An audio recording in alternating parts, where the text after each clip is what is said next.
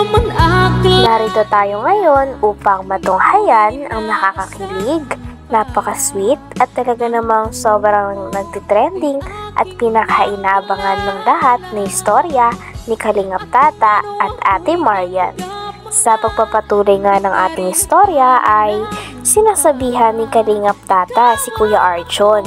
Sabi kasi ni Kuya Arjon ay parang nagugustuhan na kaagad at gusto na ngang paibigin ni Kalingap Tata si Ate Marian. Sabi naman ni Kalingap Tata ay hindi raw yun ganon.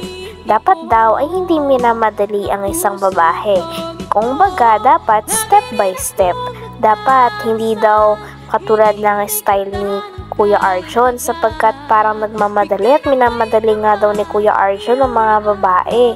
Kaya tinuruan siya ni Kalingap Tata na kapag naliligaw siya ng babae o kapag may nagugustuhan siyang babae, dapat step by step lamang ang panliligaw o ang pagsungkit sa puso ng kababaihan.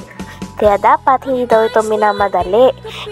Dapat daw ay may sapat na oras sa panliligaw dito nang sa ganon ay mas makilala pa muna nila ang isa't isa ng maigi bago maging silang dalawa.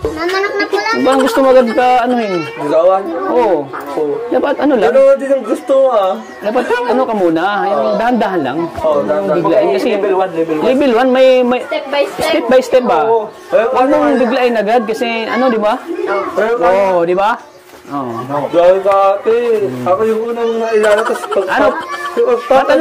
Matanong ko lang sa mga ano natin ngayon, mga kasama natin. Bagay ba kami? Hindi! Hindi kayo bagay! Tao kayo! Bagay. Sabi naman ni Kuya Arjon ay sana daw pala ay hindi na lang pinakilala niya si Ate Marian kay Kalingap Tata sapagkat naunahan pa siya ni Kalingap Tata kay Ate Marian. Sabi naman ni Kalingap Tata ay okay lang yun sapagkat meron naman na daw ka-love team o nagugustuhan si Kuya Arjon at ito ay si Ate Angelica. Kaya dapat daw na si Ate Marian ay ipaubayan niya na lamang daw kay Kalingap Tata. Dahil si Kalingap Tata ay talagang single na single at naghahanap talaga ng babae na kanyang matitipuhan at ibibigay ang kanyang pagmamahal ng buo. Kaya nga nung nakita niya si Ate Marian ay talagang nagkislap ang mga mata nito at nasabi niya sa kanyang sarili na in love na siyang muli. Grabe at iba talaga ang nagagawa ng pag-ibig at unang sulyap pa lang ni Kalingap Tata sa dalaga ay nabighani na talaga ito. Bagay kami. Sana Diba? Ano? Ano ngayon? Sana hindi ko na lang sa inaalala. Naunahan mo ako. Ano kasi diskarte mo pang ano yan pang... Kaibigan ko sana yung si Ate. Magkibigan naman tayo. Pero si Kuya Tats, dapat sa kaedad huwi ka lang sa kaibigan ko yung Tats. Dahan-dahan na tumatsal kilaway mo.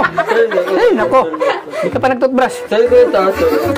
Dahan lang. So ano kayang ate, magkaibigan kayo. Pero ang tawag mo sa anak, Kuya Tata. Mag-uoko ka sa Ano, anak. magkuya ka sa akin o hindi? Magkukuya na lang. Ikaw talaga.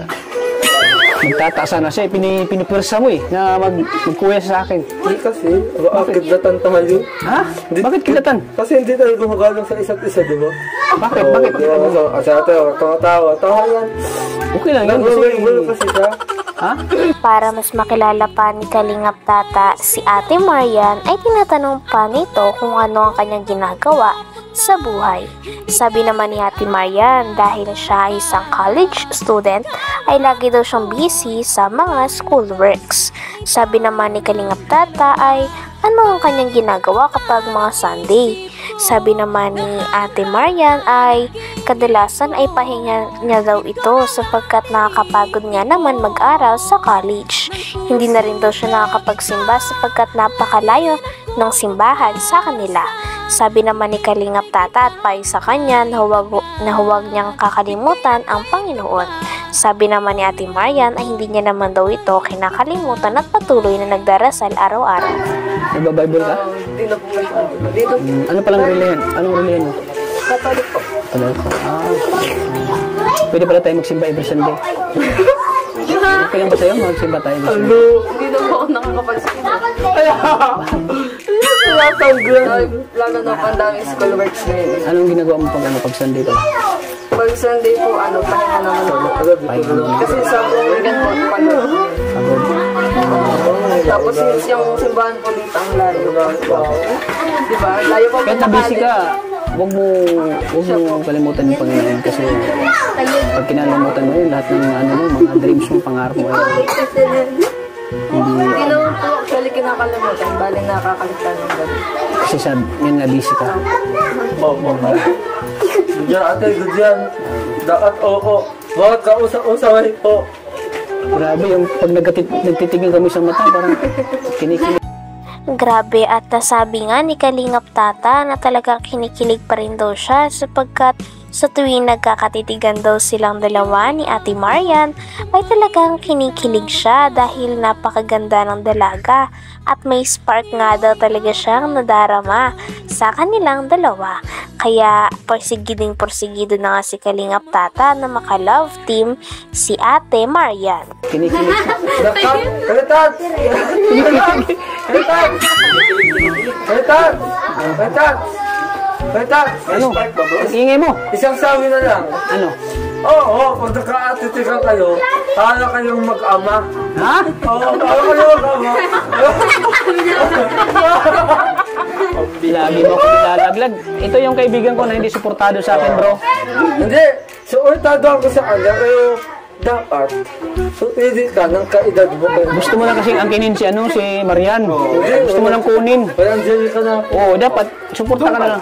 Dapat suporta ka na sa akin Pero kasi ate, alam mo Marian, single ako, wala akong asawa. sige lang ako. Single ako, wala akong asawa. At naghanap ako ng forever ko. 20 ataas na. 20? Hanap ka ng 20? Ano? Hanap ka ng 20? Kontrabida talaga to. Wala talaga to. Ikaw pa naman yung number 1. Naglabas na nga ng sama ng loob si Kalingap Tata. Sabi niya kay Kuya Archon ay dapat daw sinusuportahan siya ni Kuya Archon pagdating sa love life.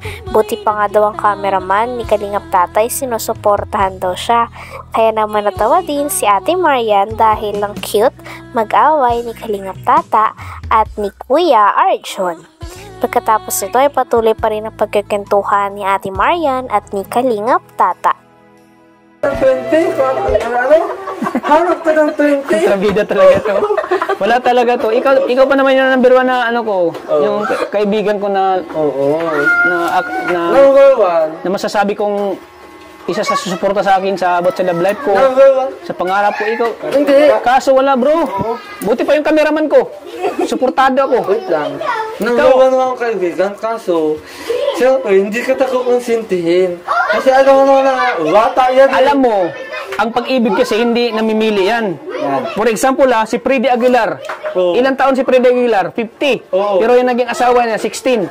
Oh? Diyan mo, ang pag-ibig kasi hindi nasusukat yan sa edad. Importante kung nagmamahalan. Tama ba? Yes po. Wow. Tingnan mo. Ang pag-ibig hindi porkit matanda na yung Pero ang tanong, ngayon, Para makasigurado na rin, itinanong na nga ni Kalingap Tata si Ate Marian na kung sakali na magkakilala sila at magkamabutihan sila ng dalaga ay may chance daw ba si Kalingap Tata. Sabi naman ni Ate Marian ay sa future pa daw yon, kaya naman hindi niya muna masasagot ngayon. may nararamdaman ano sa kanya natin?